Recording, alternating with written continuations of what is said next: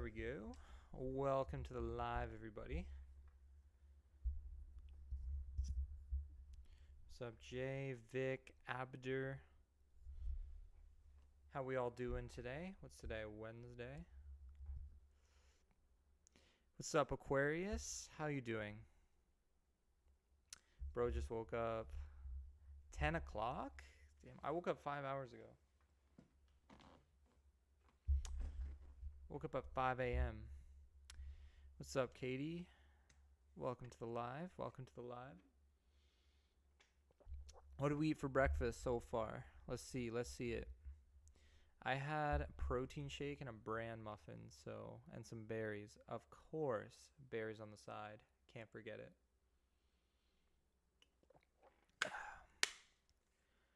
What is your... Oh, sorry, I missed a few questions. Hey, Rashmi. What is your number one advice for cutting weight quickly without losing muscle? I would say that you don't change your workouts, because a lot of people will say, I'm cutting, so I need to do some toning workouts, up the reps, and that's not necessarily going to help. If anything, it's going to hinder you. And make sure your protein is high as well. Increase your protein intake by 20, 30 plus grams. How can I be jacked and drink beer? Super simple. Keep beer to a moderate intake, and strive on the light side of beer, so the lighter beers that are lower in calories, so you don't lead to over drinking on all those calories that are going to make you gain a bunch of fat, and then you won't look as muscular. So I would say just focus on the light beer. What type of berries? Blackberries. I love blackberries. Thoughts on reverse pyramid training? I think it's a form, any sort of training where you're progressively overloading, so getting stronger over time, and you feel like you're adequately recovering from each session is going to be effective. At the end of the day, it doesn't really matter what approach you're taking. Just matters that you're applying the principle of progressive overload over time. Thank you so much, Hair Extensions. Really appreciate it. Does alcohol slow fat loss? Yes. Just because your body, when it's processing or detoxifying from alcohol, it kind of halts, or it doesn't allocate as many resources as it could to fat loss because it's too busy trying to detoxify that alcohol. So I would minimize alcohol if you're trying to lose the fat. You don't need to cut it out completely, but minimize. I'm all about minimizing things and moderation. Never cut out completely. Unless you're like deathly allergic to something, in which you have no choice. Well, you do have a choice. If you want to live here, of course. I need to get my avocados for healthy fats, potassium. You do. You're slacking. Just get some avocados in. Make a chicken wrap, put some avocado in it. You're going to feel great after, I promise. Yogurt bowl, skyr, protein powder, blueberries, raspberries. I love that. That's amazing. I love yogurt bowls. That's a staple. That's why I recommend it so much, because they're so easy to make. So no cook. There's no really barriers to entry, because I might suggest somebody something and I go to school, I work full time, I don't necessarily have time for that. Yogurt bowl. Everybody has time for a yogurt bowl. Have you had a good day? Well, the day just started and it's been pretty good. Yeah. My days are very enjoyable because I get to do this full time. I get to make content. I get to interact. I get to grow our community of inclusivity. I get to help my clients out. It's amazing. It's been great. What's your opinion about Insanity program? Never heard of it. If you could tell me what that is exactly, maybe I could give my opinion on it.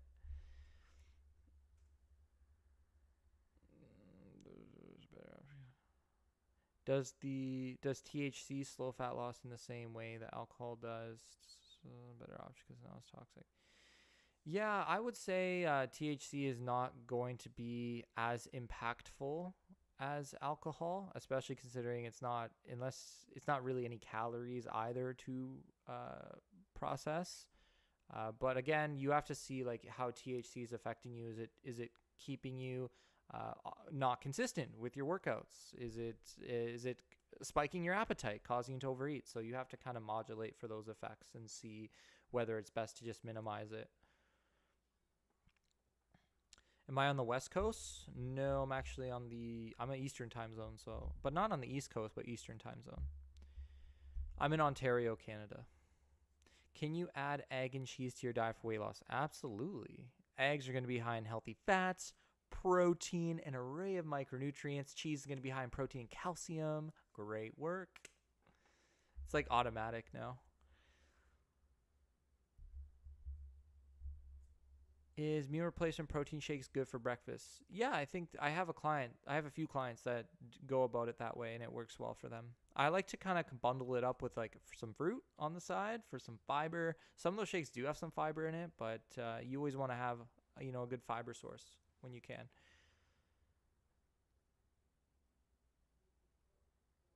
Didn't know you were in Canada. Yeah, a lot of people don't know it. I used to have it in my bio, but it was taking too much space up. I wanted to make my bio as good as I could for my purposes, which is coaching. Does give the munchies sometimes, yeah, and that's something that I've experienced with clients when they use THC. They tell me about that. And we try to just minimize it. I don't want to cut it out, like especially it might help some people go to sleep, things like that. So it does have inherent benefits too. You thought I was in Cali? Why? Is that where every influencer is based out of Cali? Maybe I'll move to Cali. I actually have an aunt that lives in California. The lion diet, I don't, is that carnivore? Is that just carnivore? I, I'll tell you what, I listened to one podcast. Jordan Peterson was on it with Andrew Huberman, and with Jordan Peterson, he just throws a bunch of like big words at you and expects you to kind of understand it. He's way over the top and like over complicated. And sometimes what he's saying just doesn't, it's so nuanced. It's not for the average person. Like I didn't really find too much enjoyment. It's like pseudo profoundness. I don't know. But he's a smart guy. Of course, he's a smart guy. To be able to talk the way he does, he's a PhD, he's a professor, he's a smart guy for sure. What type of food increases metabolism? Cinnamon, spices, but it's not like a significant impact. I would say protein, fiber.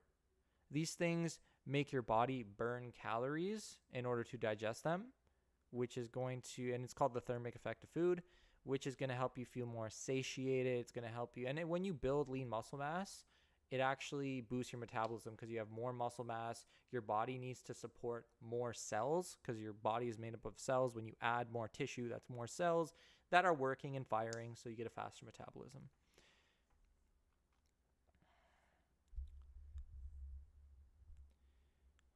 I wonder if crying burns calories because I've done a lot of that lately.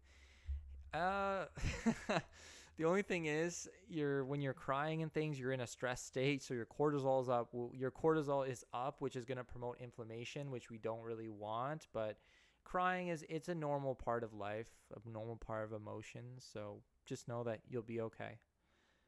I'm here for you if you want to talk. Let's get that fiber and micronutrients. Let's go. I start off with a bran muffin, so I got those fiber. I got the fiber and the micronutrients. Base take on Jordan Peterson. Thank you so much, Natalia. What's my favorite cheat meal? I really like this place. This place is called Wamberg. I like a good smash burger with like chicken tenders on the side with fries, sweet potato fries, and like a nice Chipotle dip. So good. What's up, Walmart? Welcome to the live. Mental health insanity, we need that around here. Like we need some mental health insanity because like who wants to live the rest of their life never eating like a cookie or like a piece of cake? Like no, not me. I literally eat a sweet treat every single day.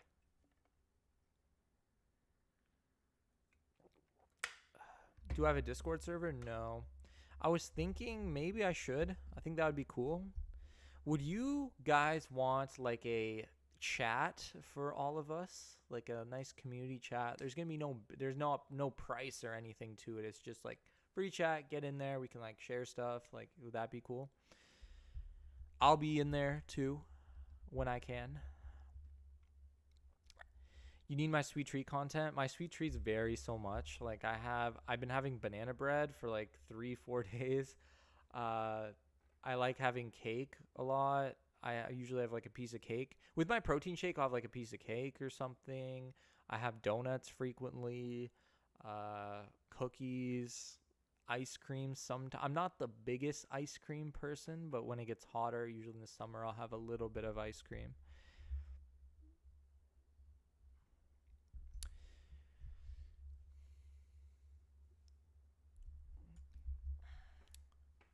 Greek yogurt and berries, absolutely, absolutely. That's an amazing breakfast.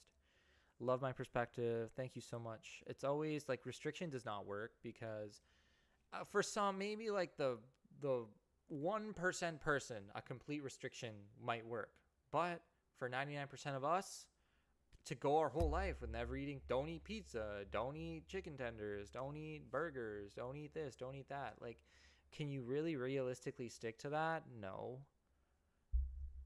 Like, we want to experience the pleasures and taste because food's awesome. I love food. Food's great, and all food has some kind of value. I don't care if it has a million processed ingredients in it, it's still going to provide some kind of value to your body. It's just you don't. The thing is we just have an imbalance of how much processed foods we're eating compared to nutrient dense foods. So most people that are in not like a not very good health state, let's say, is most of their diet, 70+% of our diet is like these chips and this and that and cookies, and your body is not getting any of the nutrients that it needs. And of course it's going to keep you hungry because it's like, I need more nutrients, you're not giving me what I need. So it's going to keep sending those hunger signals out to you, and you need to listen to your body. At the end of the day, when it's hungry, it actually wants nutrient dense foods, and then you can work in a little bit of the processed foods. I like the 80-20 split personally. I feel great on that.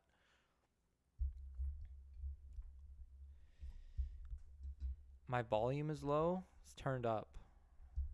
It's turned up. Like, I think I just, let me see here. The mic here. There you go. Turn up. I just turned it up.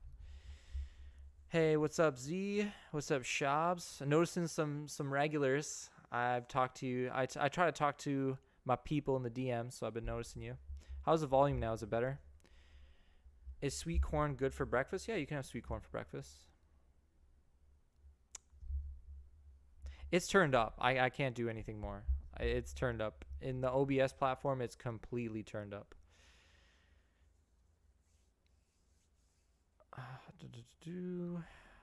Much better. Okay, great. I'm glad. I like this mic here. Like I spent is like I'm hoping it's not a piece of junk. I spent like $80 on it, and I like I don't want to have to like eat the whole microphone so you guys can hear me. But I did turn it up in the software. So the avocado detectives, because we're always asking where's the avocado. That's funny. I love that. Yeah, maybe we can call it that. I might do it on like Instagram or Discord. I want to like not just do it on Instagram because I have a lot of people on YouTube. I have some people on Facebook. I have people on TikTok. So to have like a Discord chat, I think would be super cool. Can't hear at all. Can everyone hear me? It's turned up. It's not, it shouldn't be muted. Yeah, the mic's going. In the software it is going, so maybe it might like, am I muted for everybody? Like, let me see. You hear me perfect? I'm gonna look at my own live right now.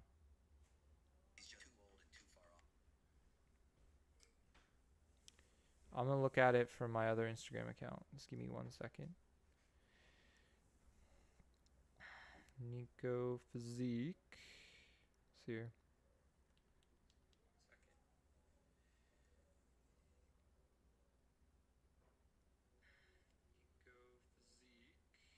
I can hear. It's good. It's good on my end. I think I don't know. It sounds fine. So it might be maybe turning up your volume or something.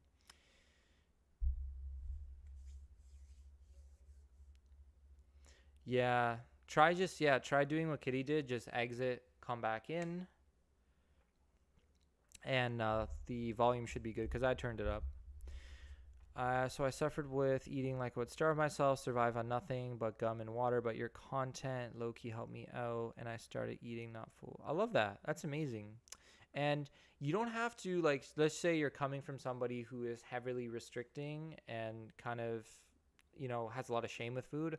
Don't feel the need to like immediately go to like the complete opposite of 3 full meals a day. Like I have clients that come in that have a lot of shame surrounding food. They don't eat lots of foods. They're very picky. And I just gradually, I'm like, hey, this is a meal plan of like 3 to 4 meals. Do not feel pressure to eat all these. Try your best. Log the meals that you do eat, and let's gradually increase your food over time. And eventually, we get them to the point where they're eating those 3 to 4 meals without a problem. So, just take it slow. I'm always about gradual, slow improvements. Nothing drastic, because with drastic change comes overwhelming, burnout, etc. Number 1 cheat meal, I said smash burgers and chicken tenders and fries. Sweet potato fries, Chipotle sauce. Chipotle sauces are vary like greatly depending what place you go to. I think it's really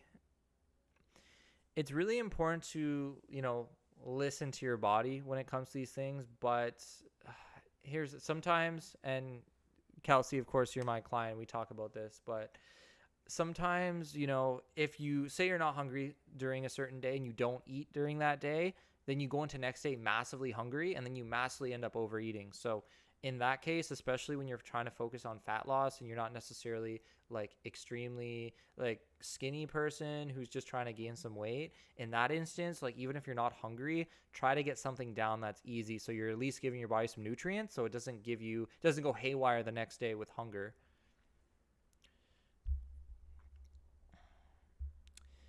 How do I approach someone that is a very picky eater?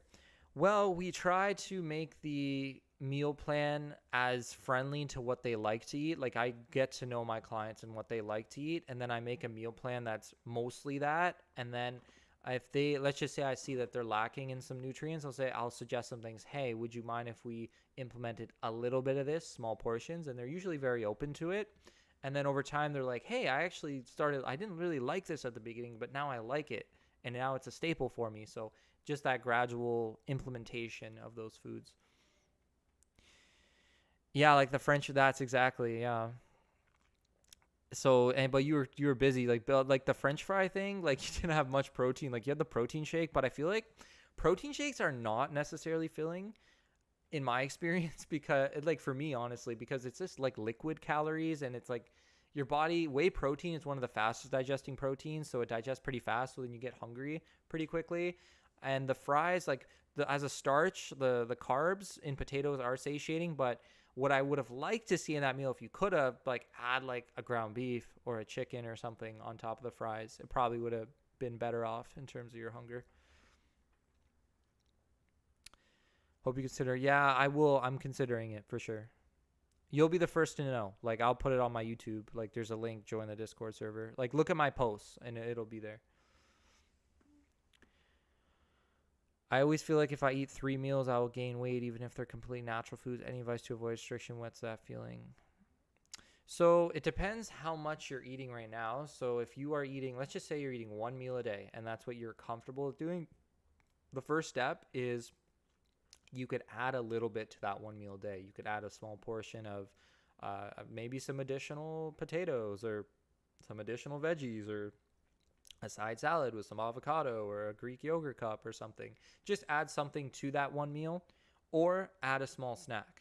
That would be the start. And then you just keep building from there until you can get eventually. And this is a process. This is going to take time. It's not like I added something, a side salad to my first meal. Now the next week I'm going to add something else. Like this might take a few months before you get there. But when you do get there, you're going to appreciate where you came from and you're going to feel better because of it. And that shame will slowly start to dissipate as you build your relationship with food.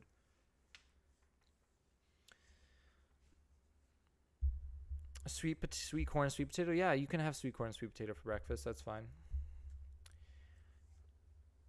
Thoughts on protein powder and oatmeal? Amazing. Didn't have any thought of meat at the time.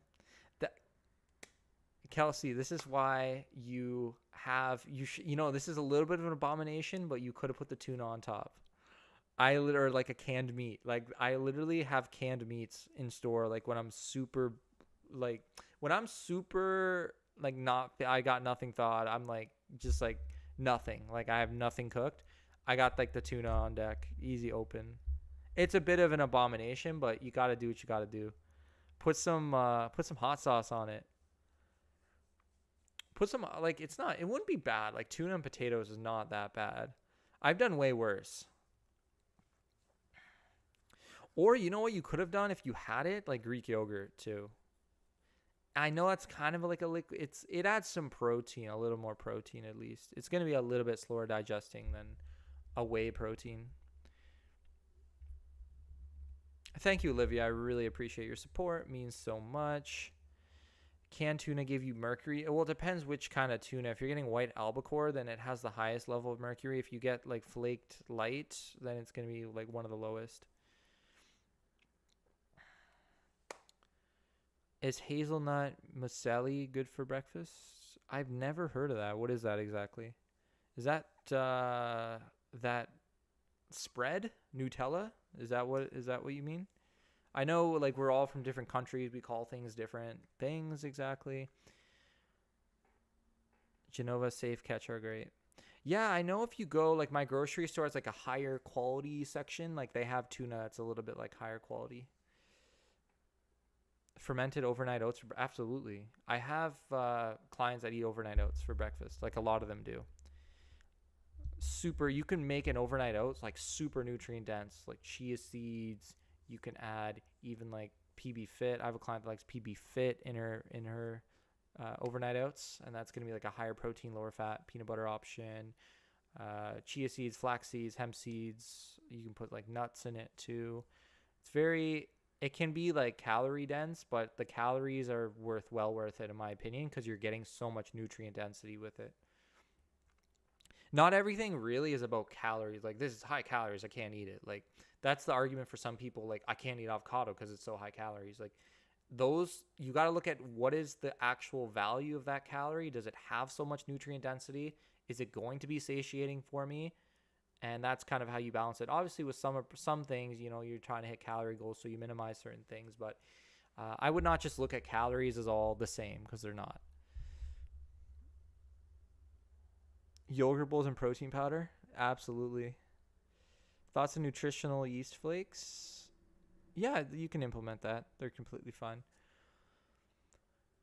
If you don't want to gain weight on vacation, I would say stay really active on your vacation. And also, something that you should do is kind of like modulate for your carb intake.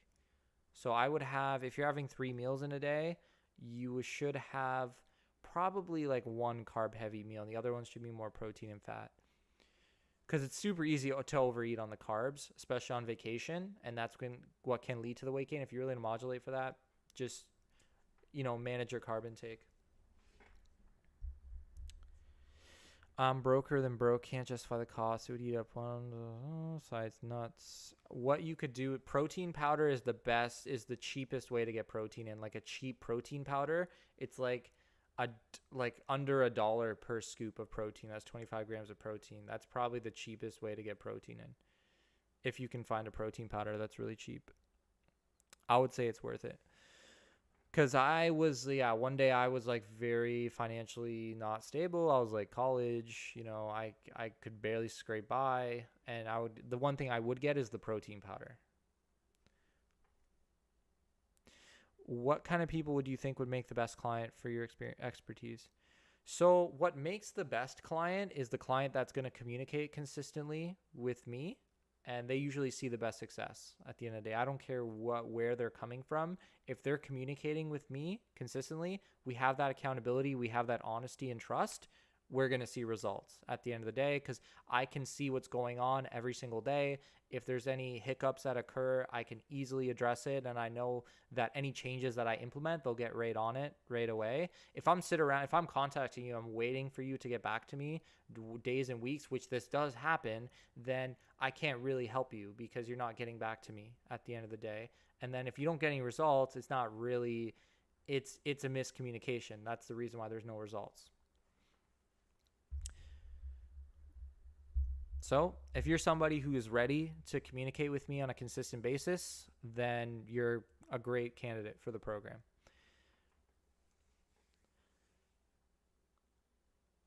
One fan here. Can I get a shout out? Fifth reply.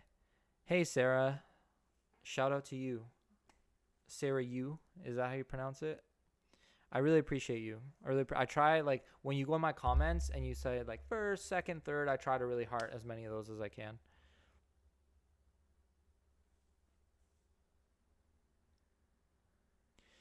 Can eating the same food every day affect fat loss even when I'm in a calorie deficit? Absolutely. If you're in a calorie deficit, you should be losing fat if you are actually in a calorie deficit. Might be like if it's a more higher calorie deficit or more aggressive, you lose fat faster. If it's more moderate, it's a little bit slower, but you're going to be losing. And eating the same thing every day can make it a little bit easier for you to lose the fat, actually. Because if you're going to this restaurant, you're going to this, like, the calories can start to become a little bit confusing. I like, with my clients, I do like, sometimes it's the same foods every day. It depends on their preference, or it's like every other day. So they have 2 meal plans and they're like every other day swapping, or like I might might do like a couple different dinners, but I tend to keep things pretty like staple to make it very easy. And it simplifies grocery shopping. If I'm doing a 7-day, a different dinner every 7 days, or a different lunch every 7, they got to grocery shop for all these different things, and things can go bad, and it's just easier if you keep it pretty consistent. I'm going on a smoothie diet for 21 days. What should I keep in mind? A smoothie diet? Why are you going on a smoothie diet? Out of curiosity. I would hope that the smoothies are loaded in fruits and veg, and you need to make sure that the healthy fats are there as well, like the chia seeds. You could blend avocados in there. It might give it a creamy texture. Flax seeds, you got to make sure, and then protein needs to be accounted for in the form of, I'm assuming you're going to put protein powder in. So it is manageable, but I'm not sure if that might be the right approach. It depends what the purpose of it is, what your goal is. I don't know too much about you, so I can't really tell you, say no, don't do it, because I don't know what, like, your background. And it depends. Like, some people have had surgeries and things like gastric bypass, and they have to do a lot of smoothies and things like that. So it really varies.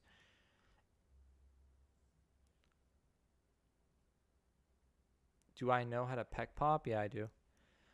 Look like I ride. I don't eat protein. BMX. BMX is a very good exercise. It's awesome. I always encourage everyone to basically, in terms of exercise, you don't necessarily have to go to the gym and lift weights with all the gym bros. Like, find an activity that you really love doing and just do that on a consistent basis. Move your body in a purposeful way on a consistent basis, and that'll be best for long-term results for you personally. Got a question. Okay to eat. I mean, can I just eat junk food with state?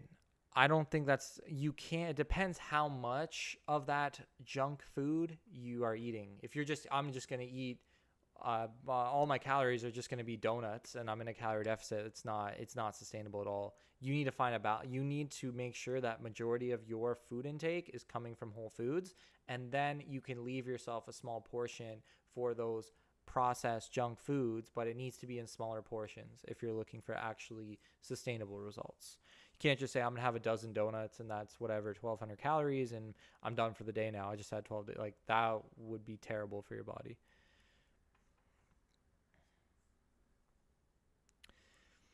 Why does it seem that a lot of fitness folks seem that they don't use herbs and spice in the food they make? I can't understand not using a bunch of salts. They should.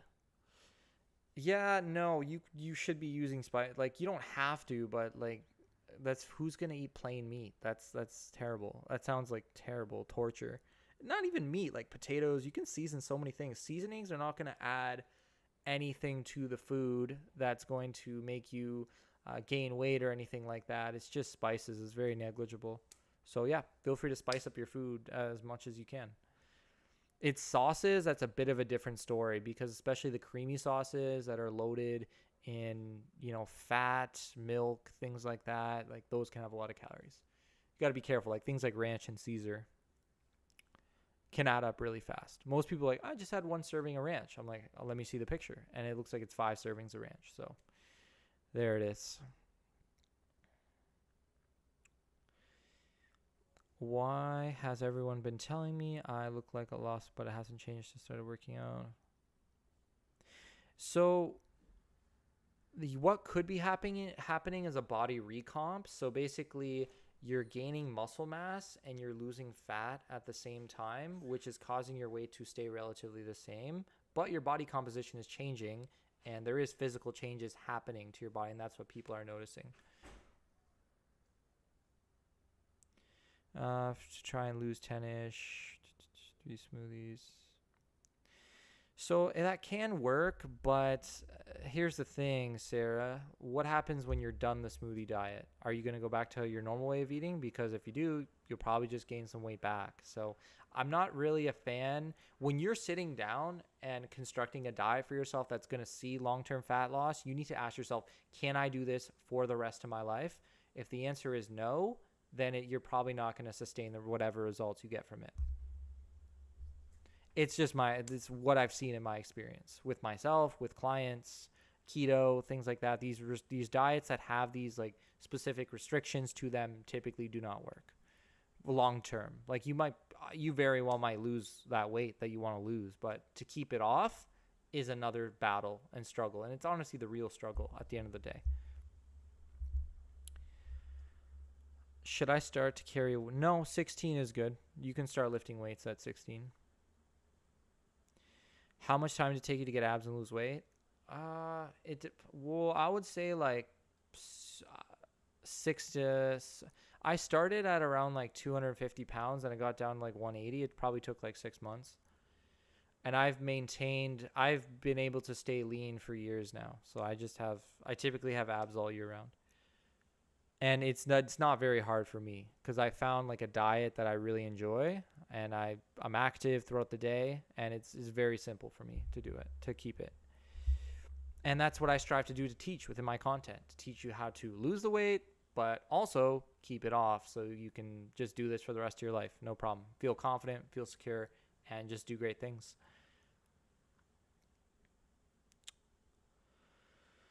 If you're in a fat loss plateau, this is what you have 3 options. So 1, you can take a diet break of 1 to 2 weeks where you eat at your maintenance calories, and your maintenance calories are probably not the same as when you started your fat loss because you lost some weight, your lower body fat, lower body weight. Or you can decrease your calories by, I would say, like 100 to 200, and or increase your activity. So increase your cardio sessions, increase your step counts. So those are the 3 things that you can do if you're in a fat loss plateau. No specific food makes you fat. Yeah, that's true. Some foods are very easier to overeat, so there's a lot more nuance to that statement. Should I eat more carbs during menstruation? So it's a good question, and I have a lot of my women clients. What I do for most of my clients are women, to be honest. When their period comes up, or that phase, and their cravings go up, I actually do give them some extra calories. I give them, hey, here's some extra 200 calories for some carbs, whatever you're craving, have it reasonably. And, and they usually do this for like whatever, 2, 3, 4 days. It doesn't take away anything from their progress. Like an extra 200 calories will not do anything. And then they can, address that craving a little bit. Cause I know as a woman, from what I've seen with my clients, like these things, your hormones are fluctuating, appetite goes up and down, and it's best to kind of, adjust as needed at the end of the day. It's a little bit more, it requires a little bit more precision and attention to detail compared to, say, coaching a man who has hormones that are relatively stable.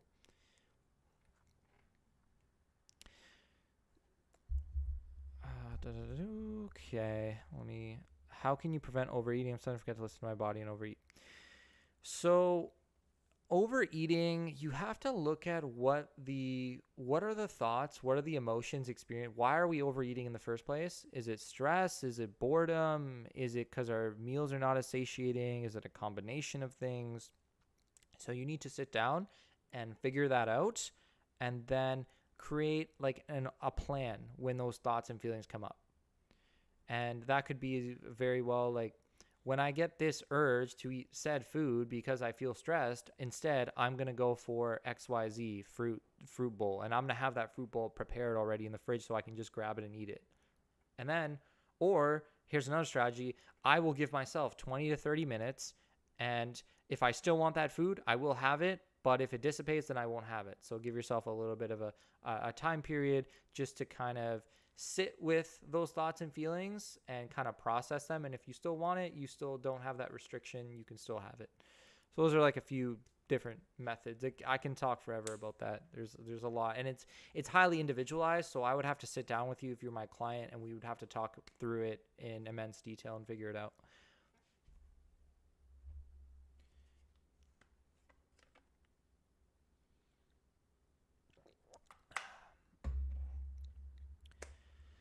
Let's see. My height's 5'5", 78 kg. How can I lose my weight? So, good question. You have to be in a calorie deficit to lose fat.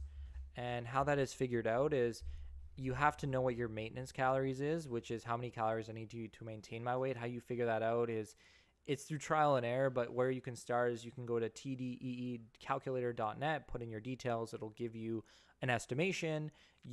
What you do is subtract about 200 to 300 calories below that estimation and eat that amount of calories for 1 or 2 weeks. See how the scale moves. If it's decreasing, you're in a calorie deficit. If it's not, then consider lowering another 100 to 200 calories, and then do that for another 1 to 2 weeks and assess where the weight's going, and just keep doing that until you're actually seeing the weight go down over time. And you're not going to be losing fat every single week. Like, fat loss doesn't work that way. It's always like here, it's like down, here, down, here, down. But over time, you see that negative trend. And by the end of it, you get to that point where you want to be. Shout me out. Shout out to More No Lily. Sorry, I read that really wrong. Okay, let me just go back to YouTube here. I'm 1963 and around 145, and I'm wanting to build muscle, hit around 160. What should I do with regards to nutrition calorie-wise? So your calories should be at around a little above maintenance, I would say. So probably like 100, 200 calories over maintenance. And your primary goal should be progressive overload in the gym. So we need to be getting stronger over time. We need to be adding weight to our lifts over time. We need to be sticking to the same exercise program for at least 6 to 8 weeks, so we can see those exercises through and progress over time and not switch up the exercise all the time, because you don't know what to beat. If I'm doing bench press and then I switch to chest press machine, I don't know what weight to even overload or progress in because I did a different exercise the last time. So you need to stick with the same exercises for a period of time and progress them. I'm trying to lose body fat. It's hitting my protein target enough to maintain muscle if I don't eat all my calories. So the biggest predictor of muscle loss is your performance in the gym. So if you're lifting weights and you are seeing that you are noticeably getting weaker on everything, then it's probably an indicator that we're in a state of losing muscle mass. So you need to push hitting your protein is great, but you need to keep pushing the intensity in the gym. You need to still keep going for those PRs in the gym, no matter how many calories you're at. Of course, Catherine, my pleasure. I'm so happy. I'm so happy that you've enjoyed my content. I'm so happy that I've been able to make a positive impact in your life. I really appreciate your support. That means so much. Yeah, of course, Aquarius, no problem.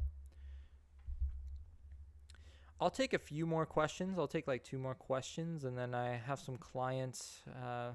Kelsey, I actually have a call with Destiny in a bit, so I'm going to be doing that. That's going to be super exciting, but I do have to go. I'll take 2 more questions. Thanks, Kelsey. I really appreciate it, man. I look forward to those food pictures. Hope you're enjoying that PC. Maybe we can get some games in on the PlayStation in maybe sometime if you ever see me on. She's not been locked in. We'll talk about it. You know what? Her weight went up a little bit. Not a big deal. We've maintained some progress, so we'll talk about it. I know she's always traveling and pretty busy. Okay. How long can you stay in a calorie deficit? You can stay in a calorie deficit for as long as you need to lose fat, but you need to modulate for those diet fatigue symptoms. So brain fog, getting weaker in the gym, cravings, bad sleep. If you start to get those symptoms, then it's your body's telling you we need to go back into a period of a diet break. So you need to take diet breaks in between your calorie deficit until you can get to that desired goal weight. And I'll take one more question here. Hopefully you'll post more. I post 2 times a day. You want more videos? I have a lot of clients I have to help every day. I'm looking to do like a longer, like a different style of video, more long form, but that's kind of like an idea that's bouncing in my head. Of course, Lala, I appreciate it. Oh, good question, Lantern. Sorry if I didn't see it. Did you get stuck on a habit that you thought was helpful when it really was holding back when you were first on your journey? Oh my, that is such a good question. I can't think of anything at the top of my head. Did I get stuck on a habit?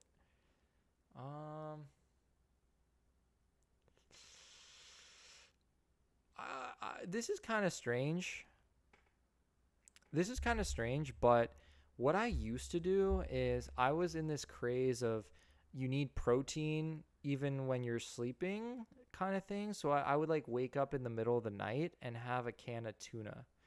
And that was pretty strange. And that was breaking up my sleep actually. So it's actually hindering me. That extra 30 grams of protein is not really going to help when I'm breaking up my sleep, and that deep REM sleep, which you want, is getting disturbed.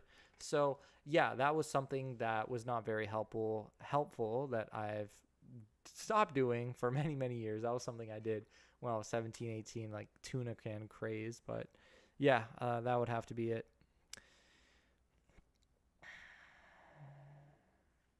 Anyways, that is it for the live. I do got to go. I really appreciate all the great questions, everyone interacting. I really love doing this. And if I didn't get to your question, I do apologize. Please just send me a DM on Instagram or comment on the recording of the YouTube video. Just comment. I'd be happy to answer it. I love you all, and I'll see you all in the next live.